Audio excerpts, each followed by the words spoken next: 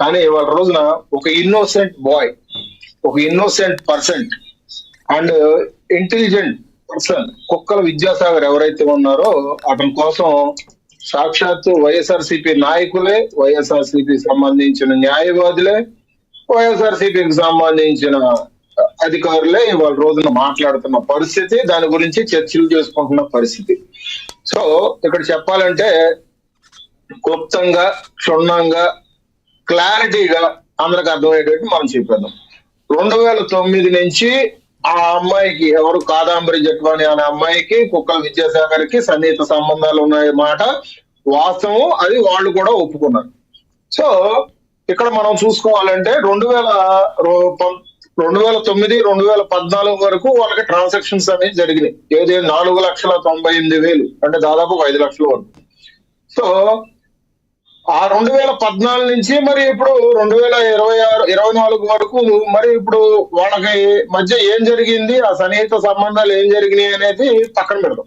కానీ ఇక్కడ విద్యాసాగర్ అనే వ్యక్తి, ఆ అమ్మాయి ఒక ప్రముఖ ఛానల్లో ఒక వీడియో అయితే నేను చూశాను. ఆ ఛానల్లో చెప్పడం ఏంటంటే, నన్ను పెళ్లి చేసుకుంటా అన్నాడు, నన్ను ఒక సినిమా అవకాశాలు ఇస్తా అన్నాడు, సినిమా పరిశ్రమలో ఒక స్థాయికి తీసుకెళ్తా అన్నాడు, ఆ సన్నిహిత సంబంధాల విషయం మీద మేము జర్నీ చేసామని చెప్పేసి చెప్పుకొని వచ్చింది. కానీ ఇక్కడ ఛార్జ్ షీట్ దాఖలు చేసినప్పుడు కొన్ని క్షుణ్ణంగా మనం పరిశీలించుకోవాలి. ఆ అమ్మాయికి ఏ సమయంలో డబ్బులు ఇచ్చాం, నగదు రూపాయలు ఏమి ఇచ్చాం, మనం ఏ విధంగా ఇరుక్కుంటాము, రేపొద్దున ఈ పుట్టగాల్చి ముఖం మీద వేయడం అనేది మన మీద ఎట్లాగ వస్తుంది అని చెప్పేసి, ఎగిరి అని చెప్పేసి ఒకసారి కూడా ఆలోచించుకోవాలి. ఎందుకంటే సార్ ఇతను చెప్పిన మాటలేండి సార్, నన్ను కాదాంబరి జట్వాని బ్లాక్ మెయిల్ చేస్తుంది, వేధింపులకు గురి చేస్తుంది, మోసం చేసింది, ఇవన్నీ నేను తట్టుకోలేక నేను ఆత్మహత్య చేసుకునే పరిస్థితికి వచ్చేసానండి, పరువు తీస్తుంది, అసలు నా ఆస్తులు కూడా కొలగొట్టింది. ఆస్తులు కొలగొట్టడం అంటే ఫోర్జరీ చేసి జగ్గైపేటలో ఒక స్థలం రాపించుకుందని చెప్పేసి అని అన్నాను. సార్ ఇక్కడ ఒక మాట సార్, జగన్మోహన్ రెడ్డి గారు చర్చలు జరుగుతుంటే తాడేపల్లి ప్యాలెస్ లో ఆ అమ్మాయి మీద ఇంకా అప్పటికీ కూడా కేసు ఫైల్ చేయలేదు. కానీ హుటాహుట్టిన ఫ్లైట్ టికెట్లు బుక్ చేసేసుకొని ఆ అమ్మాయి వాళ్ళ తల్లిని, బ్రదర్ని మాత్రం తీసుకొచ్చారు. ఏ విధంగా సార్? ఇప్పుడు చట్టాన్ని వీళ్ళ చేతిలో తీసుకోవడమే కదా సార్, అధికారులని వాళ్ళ రోజున కూటమి ప్రభుత్వం వాళ్ళ మీద ఏదో అధికారం చూపించి వాళ్ళని సస్పెండ్ చేసిందని చెప్పేసి చెప్తున్నారు. అసలు ఆ అధికారులను ఆ విధంగా చట్ట వ్యతిరేకంగా ఉపయోగించుకున్న వాళ్లే కదా సార్. తీసుకొచ్చి ఇబ్రహీంపట్నం గెస్ట్ హౌస్ లో పెట్టి నానా ఇబ్బందులు పెట్టింది ఎవరు సార్? వీళ్ళు మాత్రం సుఖపడ్డారు. కుక్కల విద్యాసాగర్ రెడ్డి, కాదాంబరి జట్వాని అనే అమ్మాయి మాత్రం బాగానే ఉన్నారు. కానీ ఇక్కడ వాళ్ళ తల్లి కానీ, వాళ్ళ తండ్రి కానీ, వాళ్ళ సోదరుడు కానీ ఏం చేశారు సార్? వాళ్ళ మీద ఇంత కుట్రల పని ఒక ఫ్లైట్ వేసుకొని ఒక 4 అధికారులు తీసుకురావడాల్సిన అవసరం ఏంటి సార్? అంటే వీళ్ళు మాట్లాడేది మాత్రం ఏదో పద్ధతి కబుర్లన్నీ మాట్లాడుతూ ఉంటారు. నిజాలు ఇప్పుడు తెలుసుకోవాల్సిన ఇట్లాంటి విషయాలు తెలుసుకునే టైంలో ఏంటంటే, కూటమి ప్రభుత్వం మాత్రం మా మీద కుట్రలు పడింది అన్నట్టుగా ఒక ఆడపిల్లల్ని పట్టుకొని రాజకీయం చేయడం మొదలు పెడతారు. సరే ఒక మాట చెప్తున్నాను, అసలు ఈ జిందాలోను జగన్మోహన్ రెడ్డి గారు కలిసినప్పుడే కదా సార్ మాట్లాడితే ఈ అమ్మాయి విషయం బయటకు వస్తుంది. అది యావత్తు మొత్తం ఆంధ్ర రాష్ట్రంలో ఉన్న ప్రజలకు తెలుసు కదా సార్. ఇక్కడ ఇన్నోసెంట్ బాయ్ మళ్ళీ మన ఇద్దరం పెళ్లి చేసుకుందామని కూడా అన్నాడండి సార్. దానికి మరి ఇన్నోసెంట్ బాయ్ ని మరి వాళ్ళ పెళ్ళైన 14 నెలలకే మరి భార్య వదిలేసింది, వాళ్ళ కేసులు ఉన్నాయి. అంటే మరి ఆడపిల్ల మరి పెళ్లి చేసుకుందాం అనుకున్నప్పుడు మొగుడు గురించి ఎంక్వైరీ చేసుకుంటా ఉంటది. ఆ ఎంక్వైరీ చేసుకున్న తరుణంలో అతని మీద కేసులు ఉన్నాయి, అతని భార్య అతను వదిలేసిందని తెలిసి ఆ పెళ్లికి అంగీకరించలేదు జట్వాని. మరి ఈ ఇన్నోసెంట్ బాయ్ మరి వాళ్ళ రోజున ఆత్మహత్య చేసుకునేటట్టుగా భయపడుతున్నాడంటే, మరి దీన్ని రాజకీయం చేస్తుందంటే దీని వెనకాల ఎవరున్నట్టు, దీన్ని రాజకీయంగా ఎవరు చేస్తున్నట్టు? సరే మాట మాట్లాడుతున్నాను, మీ కోడికత్తి సీను గుర్తున్నాడు సార్?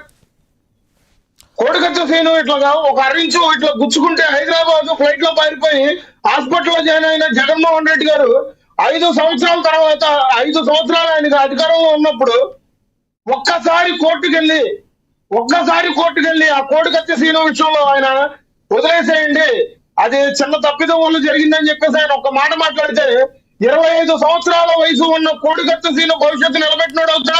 సరే మీరేం చెప్పదలుచుకున్నారు ఈ విషయంలో చెప్పండి, ఉదాహరణ దేనికి మీరేం చెప్పదలుచుకున్నారో స్ట్రైట్ గా చెప్పండి.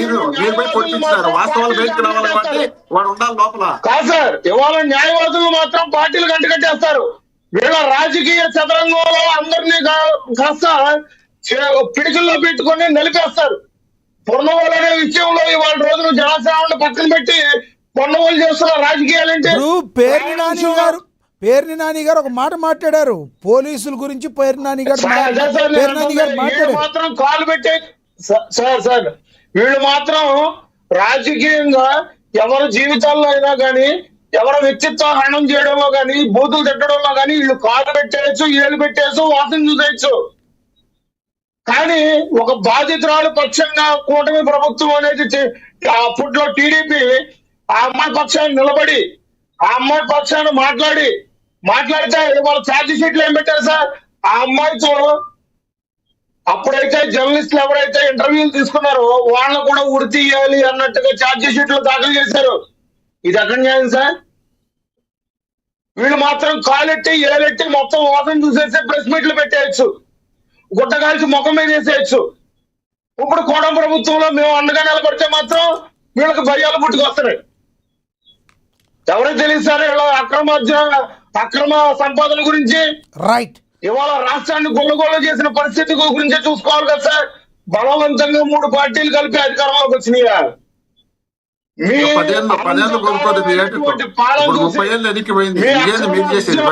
చూసి మీరు చేసిన సీట్లు కట్టబెట్టారు. ఒక ఈవీఎంలు పెట్టుకుంటే అందరికి కట్టబెట్టారు. అధికారంలోకి ఏం మాట్లాడుతున్నారు మీరు? ఈవీఎంలు తెచ్చుకుంటే అందరికి వచ్చాయి, 200 వస్తాయి, 175 కాదు 200 కూడా తెచ్చుకోవచ్చు. అదే చెప్తున్నా కదా, అటువంటి నీచ రాజకీయాలు చేయాలంటే మేము 100 చేస్తాం. మేము బాధ్యతతో స్వచ్ఛమైన పాలున్నట్టుంటారు మీ పాలన. సిగ్గుపోతుంది రాష్ట్రంలో జనాలు చూస్తే ముసలమ్మ నుండి పిల్లల వరకు అంతా అసహించుకుంటున్నారు. మీకు అద్దెలేక మాట్లాడుతున్నారు. మీరు ఇక్కడ ఉంటే తెలుసు, మీరు ఇక్కడ లేరు కదా, హైదరాబాద్ కూర్చుంటారు కాబట్టి మీకు ఇక్కడ ఏమీ తెలియదు. వచ్చి జనం లేకపోతే జనం గురించి తెలుసుకుంటే తెలుస్తుందిరా. అర్థమైపోయింది సార్, క్షుణ్ణంగా అర్థమైపోయింది. రేపు పొద్దున మీకు ఆ 11 కూడా ఉండవు. ఇటువంటి మీరు 10 పార్టీలు కలిసినా ఈసారి ప్రతిపక్షం కూడా రాదు. మీకు 10 పార్టీలు కలిసినా ప్రతిపక్షం కూడా రాదు. అర్థించుకోవాలా? మీరేదో మేము పెద్ద గణకారం చేసినాం అనుకుంటున్నారు. జనంలోకి రండి, తెలుస్తుంది. జనంలోకి రండి సార్, జనంలోకి రండి. జనంలోకి రాలేకుండా పక్కన పోతారు. ఏదో ముస్లిం దగ్గర పేరు ఉందా, టీ తాగి కాల్చి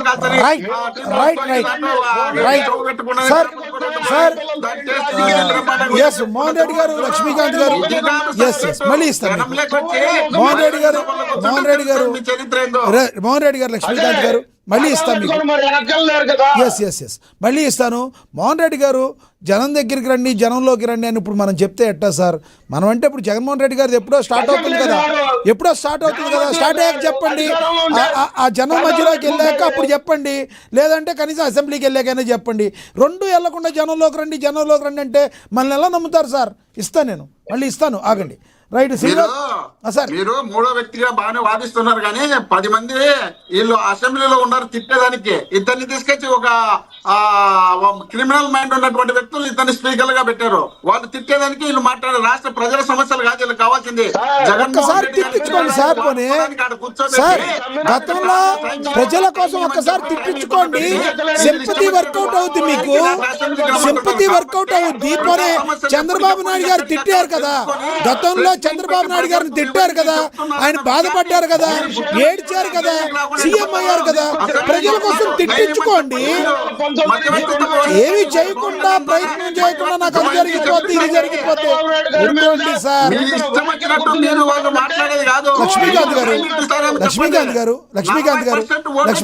దయచేసి కాసేపు సమయం పాటించండి. నేను మళ్ళీ ఇస్తాను. లక్ష్మీకాంత్ గారు నేను మళ్ళీ ఇస్తాను మీకు. దయచేసి శ్రీనివాస్ గారికి ఇద్దాం. ఈయనకి మాత్రం నేను మోహన్ రెడ్డి గారితో మాట్లాడేది జనంలోకి రండి అనే అర్హత